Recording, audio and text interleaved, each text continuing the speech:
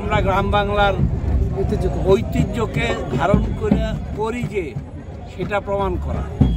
এবং আমরা খুবই কৃতজ্ঞ রাজবাড়ী জেলা প্রশাসক এবং প্রশাসনের উপরে যে তারা আমাদেরকে এইটুকু করার সুযোগ করে দিয়েছেন।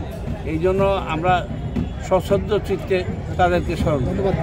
আজকের এই আনন্দ অনুষ্ঠানে লাঠি খেলা অনুষ্ঠিত হলো।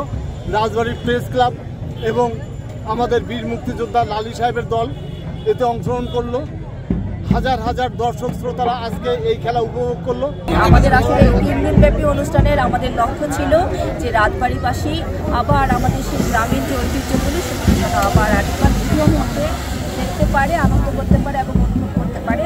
তো আমরা আজকে যে বিশাল যে এত বেশি লোকজনের অংশগ্রহণ ছিল, আমাদের মনে হয়েছে এবং আমার মনে হয় আপনারাও একমত থাকবেন যে আমাদের এই আয়োজন সম্পূর্ণরূপে একদম সফল এবং আমাদের যে পরবর্তী জেনারেশন তারা আমাদের এই হারিয়ে যাওয়া আমাদের লাঠি খেলাটা অত্যন্ত আনন্দের সাথে আজকে করেছে।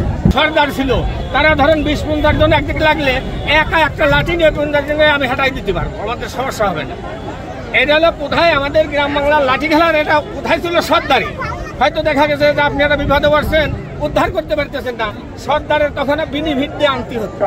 আইনের তখন সর্দারে লাগাতে সর্দারের কাজে জয় করে আপনার ওইটা সফল করে আজকে প্রথম দেখছি নিজের চোখে, এর হয়তো টিভিতে অথবা কোনো কিছু দেখছি, কিন্তু আসলে আজকে নিজের চোখে এই খেলাটা দেখে আমাদের খুব ভালো লাগছে এবং আজকে আমি খুব আনন্দিত।